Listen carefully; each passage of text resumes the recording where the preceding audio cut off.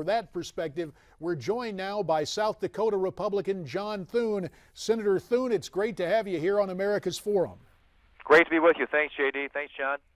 John, we take a look at this, and President Obama yesterday comes out promising accountability, holds the press conference down at the White House, but in virtually the same breath, he said he will not fire Secretary Shinseki. Now, you've introduced a bill to require an independent investigation of VA wait times. I imagine you're offering that in stark contrast to the administration saying, oh, it's fine for the VA to do its own internal investigation. Right, J.D. I mean, what we're seeing, and this is kind of, with this administration, it seems like the standard operating procedure, but you know, this is when you have American veterans that are facing denied or delayed care, it's a national embarrassment. And, you know, every day there are more reports of veterans not receiving the care that they need. Those reports surfacing around the country, and last week you had 10 facilities being investigated. Now that number's jumped to 26. So this is a systemic administration-wide crisis. And the Obama administration needs to be honest about it, forthcoming about it, and what it intends to do to hold its own administration accountable and to end this mismanagement. But they're not doing it. So what we're saying is this is a system-wide, administration-wide problem. The Inspector General needs to look at it and not just on these sort of isolated cases. I think this is a problem that is much more comprehensive than that, and we need to get a full assessment of the problem so we can fully fix it. Well, Senator, let's focus a little bit more on the White House's talking points here. We heard Secretary Jay Carney, the press secretary, talking about Shinseki, defending him. We've heard this from the White House time and time again. And let's take a listen specifically to a Carney soundbite. I want to get your reaction to it. What I've been saying is that under Secretary Shinseki's leadership, there has been a firm dedication to providing the kind of services that our veterans deserve. So we heard the White House defend some things that Shinseki was doing, not so much in relation to the response to these VA wait times here. Do you expect the White House is behind closed doors pressuring Shinseki to resign maybe a little bit, or do you think he has offered his resignation already?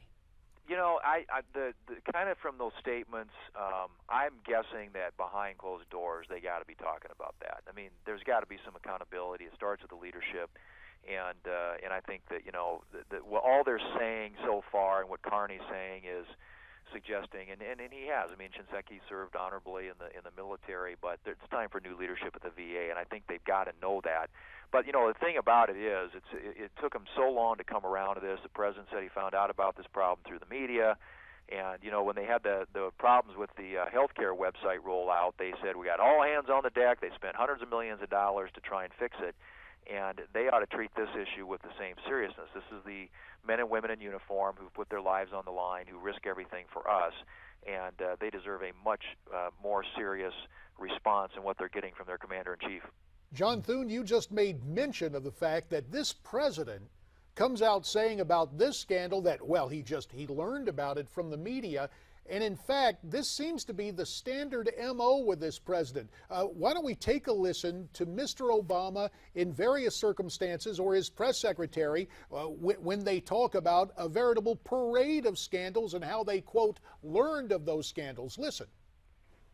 When was the president first made aware of these problems, of these fraudulent lists that were being kept to hide the wait times? When was he first made aware of those problems? And when did other White House officials, top White House officials, become aware of these problems? When you say these problems, the fact that there have been bureaucracies, some time, but the if you mean the specific allegations that I think were reported first by your network out of Phoenix, I believe we learned about them through the reports. I heard on the news about this story that Fast and Furious. Let me take the IRS situation first.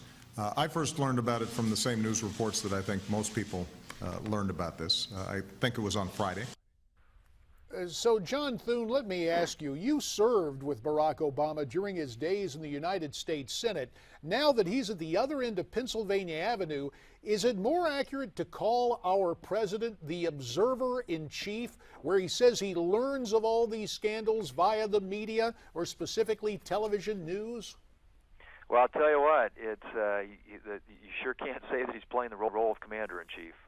He should have been leading the charge to solve this problem, the IRS problem, and to say that, as you just played in that clip, that he gets all these finds out about these problems from reporting by the media suggests that this is an administration that he just really doesn't have any control of. And you're right. I mean, I think part of it is there's a leadership vacuum there. I think the president was in over his head to begin with when it came to running a country with as many complexities as we have and these big bureaucracies and getting people there who will be accountable. And obviously, this is just another example of that. And the IRS was it was a classic example of that. But this is another example of a bureaucracy that's just out of control, run amok, and where there's no accountability. And somebody's got to be responsible. Somebody's got to be accountable for that. And the president should have been leading the charge to fix this problem. And he's, as usual, following along. Well, Senator, we know that President Obama met yesterday with Eric Shinseki, and I want to get back to your bill a little bit here because we also know that the White House's point man, Rob Neighbors, is out in San Antonio to take a closer look here. After Neighbors comes back and after we get more of this information, is there anything that you expect to hear that will make you say, look, I think the White House maybe is now taking this a little bit more seriously? What is the bare minimum amount of information you need to see from the White House-led investigation to make you feel like they might have their arms around this problem? Well, I think they're going to have to make some moves, John.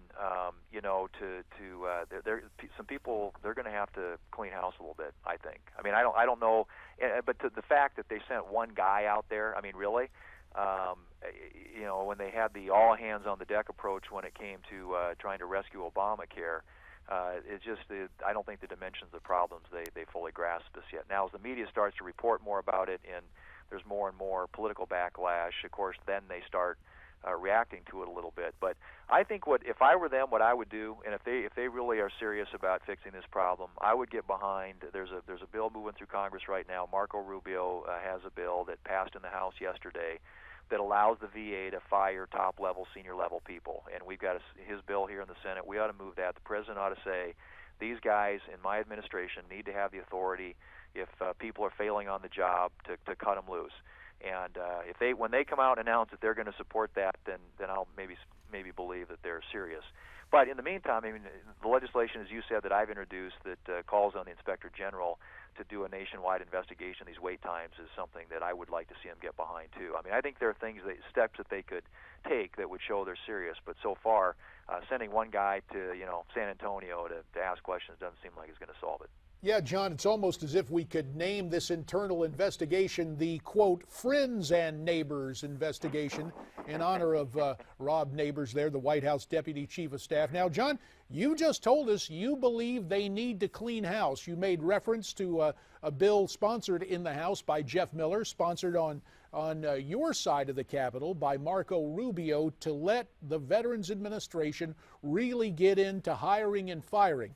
But John Thune, with the almost slavish devotion of the Democrat leadership to so-called workers' rights and unions for federal bureaucrats, do you really expect Harry Reid, who has the power to schedule votes, do you expect him to, in fact, schedule a vote on this Rubio bill in the Senate? Well, J.D., I would say that would be the triumph of hope over experience to think that might happen. So, I don't, because they're going to be protecting the unions, and the government unions are not going to obviously be supportive of something that would allow people to be cut loose for not doing their jobs. But, so I'm not very optimistic that happens. But what I was simply saying is, if I were them and I want to demonstrate a seriousness about this issue, that's what I would do. Because, right now, you're very limited in any federal bureaucracy in terms of the steps that you can take to hold people accountable, and that's why you got bureaucracies that aren't accountable. So it's maybe I'm sure an overly optimistic view to think that might happen, and to think that there would be any Democrat support for that in the United States Senate. But you would hope when it comes to America's veterans that people would put some of those political differences aside and say, you know what, this is more important. This is a national interest. These are the men and women who lay their lives on the line for us, and we owe them more than what they're getting, and we need to hold some people accountable. But like I said, we'll wait and see. Because if we heard yesterday the president's tough talk, he's out there talking tough about this, but so far we haven't seen any action. Senator John Thune has a lot more to say about this, saying that actions, of course, speak louder than words, and we will have more of his comments a bit later in our program. Yeah, folks are going to stick around and listen to what the senator had to say about a trend we've seen from the White House, not just on this issue, but several issues as well, even expanding upon what we heard from the president, so often hearing about things in news reports. Doesn't he have a daily briefing every day? Well, it's as if the President of the United States wants to claim bystander status. And it is a most curious detachment. John Thune has his theories about that and the ineffectiveness of basically having your initial management and leadership position being in the Oval Office. A scary thought in retrospect, but conservatives tried to warn America what we were in store for. Coming up next, our friend Howie Carr, the surviving Boston bomber, with his note of surprising candor. That's next on America's Forum.